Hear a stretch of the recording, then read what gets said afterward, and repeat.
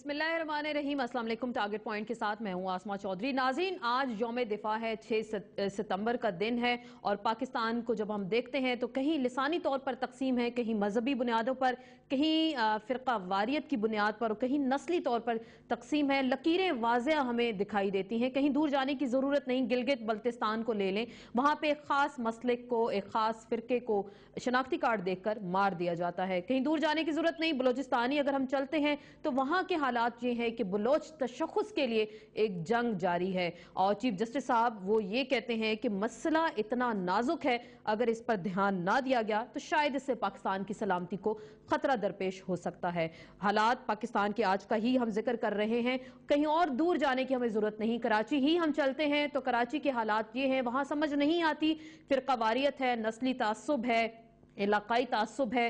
रोजाना 10 से 15 के करीब लाशें वहां गिरती हैं और अपने प्यारों की वहां पे लाशें लोग उठाते हैं। पाकिस्तान की सूरत हाल का जिक्र करते हैं, खैबर पख्तूनख्वा अगर हम चलें तो वहां पे हालात इतने संगीन हो चुके, तासुब और इंतकाम इतना शदीद हो गया कि उसमें एक वहशियानापन आ गया। पंजाब की अगर हम मिसाल ले लेते हैं, वहां पर अब लोग ये कहते हैं कि अगर हमें हमारे हकूक ना दिए गए तो फिर हम भी बंदूकें उठा लेंगे। रियासत की जब हम बात करते हैं, रियासत की जिम्मेदारी ये है कि लोगों को उनके हकूक दे, उनके जानो माल की तहफ़्फ़ुज़ दे, लेकिन यहाँ रियासत को शायद कुर्सी बचाने की फिक्र नजर आती है। ये वो हालात हैं जिनमें आज हम अपना दिफाए पाकिस्तान बना रहे हैं। रियासत की जिम्मेदारी का जब हम जिक्र कर रहे हैं तो रियासत खुद इस हवाले से बेबस दिखाई देती है। कहीं पार्लियामेंट की बालादस्ती की बात की जाती है और पार्लिमानी तशख़्ख़ुस को बरकरार रखने वाले बढ़के जब मारते हैं तो वो ये कहते हैं कि हम पॉलिसी साज इदारा है, लेकिन पॉलिसी बनाने में शायद वो नाकाम दिखाई देते हैं। आज ही के जब हालात का हम जिक्र कर रहे हैं तो क्या हम आपस में ही एक दूसरे को कमजोर करने की कोशिशों में मसरूफ है?